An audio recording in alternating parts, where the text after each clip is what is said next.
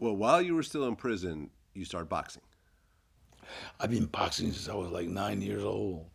And I think that's one of the things that really saved me in prison, kept me out of the mob, kept me out of a lot of, even though I got in a lot of trouble, I was a, I hate to say celebrity, some sort of a celebrity in the pen because of the fighting. Well, you were, I guess, the lightweight and welterweight Yeah, boxing champion. every institution I was in. So you just had hands. Yeah, I could fight. I could fight. Okay. So But that was my uncle. That was Gilbert. Gilbert taught me everything I was going to need to know. Youngster's Guide to Prison. He gave it all to you me. got it early. Okay. So you get out in 69. Yeah, So here you are. How old now? 27. 27 years old. No high school diploma? No, I got my high school diploma in the joint. Okay, so you have a high school diploma in prison, but you have all types of violent felonies. Can of Bugler and 4 packs of cigarettes. Okay. That's what my high school diploma cost. Okay. But you have Don't tell my employer. you have all these felonies. Yeah. You know, you've been in prison most of your life at this point. You had a drug addiction, you had violent felonies, and you were just really just part of that whole life. That was all you knew. So here you are getting back into the free world.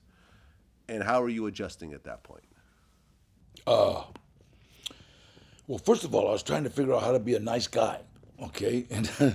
And you have to understand, my neighborhood, my mom's neighborhood on Branford, Laurel Canyon, I probably robbed every house in this neighborhood and broke into every garage and so now I got to try to figure out how to be a nice guy. So I remember this lady pulling out her trash can, because 69 they didn't have the big plastic things. They just used to put garbage, everything into a trash can and pull it out, and the garbage guy would throw it in the truck. And I remember I went over to help her. That's what I'll do. I'll just help her. I was trying to help somebody. I went over. I'll never forget what her words were. No me robas, Danny. She was, don't rob me, Danny. I just, shut up, vieja, cabrón. And I just got her can and I brought it out. And then I walked to the back to get her other can, because they weren't picking them up in the alley because they were repaving the alley. So I brought her other can. She never took her eyes off me because she knew I was going to break for that garage and grab her lawnmower and go sell it for dope. So I took her other, and then I walked away, and she just kept staring at me. And that's what I'm going to do. So I forgot when they picked up the trash, but the night before I would go to all the old people in my mom's street and just take out their trash for them. Nice. And the first present I remember getting, I got a double-breasted fake suede blazer. And they were popular in '69, okay? And this guy, I walked in and there's this clothing bag. I said, Mama, what's this? Mijo, that old man gave it to you. The one he had crippling arthritis in his hands, and he would have to like kick his cans out, and he said, oh wow. So he gave me that coat, and I started realizing that the better you are, the better you get. The more you do, the more it's almost selfish. Do you understand? It's almost selfish.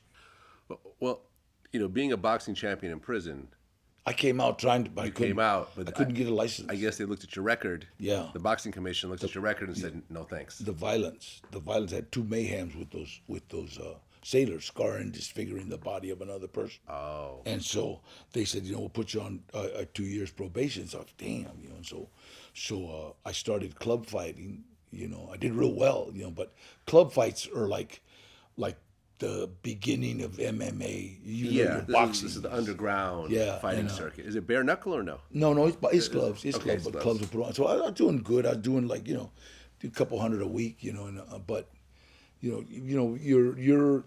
I'm 137, 139 pounds, and you're fighting a guy 160, so. And Howie, I remember Howie Steiner said, Danny, you can be a champ, man, but you gotta start training. I said, I have 2 years probation, So you never actually got to fight legitimately. No, but I sparred with Bobby Chacon. I sparred with everybody, Mondo Ramos. And all of them said, damn. So here you are making your way doing various things to get money. Were you still doing illegal stuff at that Not, point, or not at not that so point. much? Not at that point. I was working for Carlisi's Auto Wrecking, you know, so making a little money there, and then making a little money club fighting, and I was doing all right. And then my uncle, we, he went back to the joint, you know, so I would just correspond with him and send him money and stuff, you know, but I stayed clean, you know, I stayed clean, and then I went to work for me and Danny Levitov started a gardening business, and that was kind of cool, and we did pretty good. And then I went to work for the Narcotics Prevention Project.